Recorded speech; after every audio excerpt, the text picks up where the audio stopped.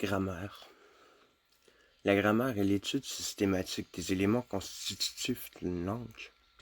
Par extension, on nomme aussi grammaire un manuel ou un ensemble de documents décrivant des règles grammaticales. La grammaire étudie les règles qui régissent une langue donnée et permettent de construire des énoncés reconnus corrects par les locuteurs natifs de cette langue. La grammaire descriptive décrit comment la langue est, sans y porter jugement. La grammaire prescriptive juge un énoncé comme correct ou incorrect selon un standard. La grammaire normative est enseignée à l'école primaire et secondaire. Le terme école de grammaire se réfère historiquement à une école attachée à une cathédrale ou un monastère qui enseigne la grammaire latine aux futurs prêtres et moines. Dans sa forme la plus ancienne, école de grammaire faisait référence à une école qui a enseigné aux élèves comment lire, numériser, interpréter et déclamer des poètes grecs et latins, dont Homère, Virgile, Euripide et d'autres. Ceux-ci ne doivent pas être confondus, bien que distincts, avec les écoles britanniques modernes.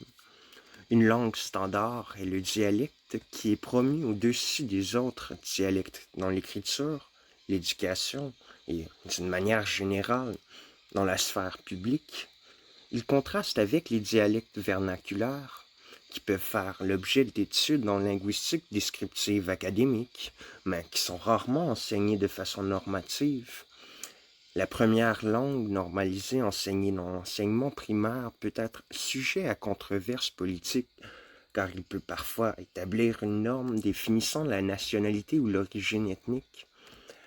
Depuis les années 2000 et les avancées en linguistique, des efforts ont commencé pour mettre à jour l'enseignement de la grammaire dans le primaire et le secondaire, voire grammaire rénovée.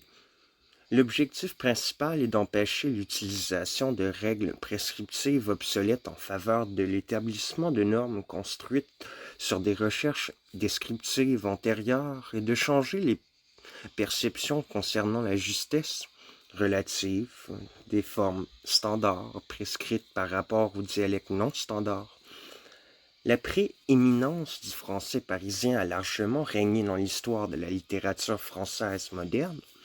L'italien standard n'est pas fondé sur le discours de la capitale, Rome, mais sur le discours de Florence en raison de l'influence florentine sur la première littérature italienne. De même, l'espagnol standard n'est pas fondé sur le discours de Madrid, mais sur celui de locuteurs instruits des régions plus septentrionales telles que la Castille et Léon, voire Grammatica de la Lingua Castellana.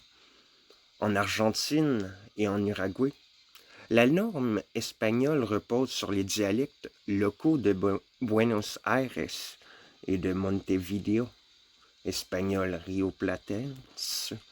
Le portugais a, pour l'instant, deux normes officielles, respectivement le portugais brésilien et le portugais européen.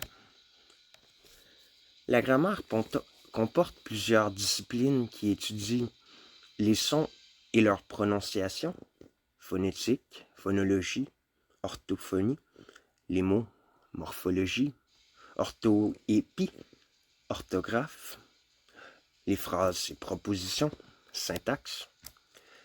La linguistique et l'informatique utilisent la notion de grammaire formelle qui précise les règles de syntaxe d'un langage. Grammaire historique.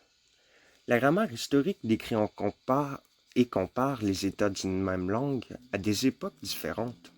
Elle étudie une langue dans son développement, marqué par une suite de changements et transformations linguistiques. La grammaire comparée étudie et compare différentes langues dérivées d'une langue originale commune, ou étudie et compare deux ou plusieurs langues non nécessairement issues d'une langue commune. Notons que, par exemple, les langues romanes remontent jusqu'au latin, les langues indo-européennes jusqu'au grec et au sanskrit. Par ailleurs, pendant plusieurs décennies, dans de nombreux pays, L'on enseignait une langue étrangère en la comparant avec la langue maternelle des apprenants. Cette méthode a été remplacée par la méthode communicative jugée plus efficace. La grammaire générale est le nom ancien de la linguistique générale qui étudie les lois les plus générales du langage, éclairées par les lois de la physique, de la physiologie, de la psychologie, de la sociologie. L'étude de la philologie intègre les différentes formes de grammaire énumérées ci-dessus et les dépasse dans l'étude plus large des rapports de la langue à l'intelligence humaine.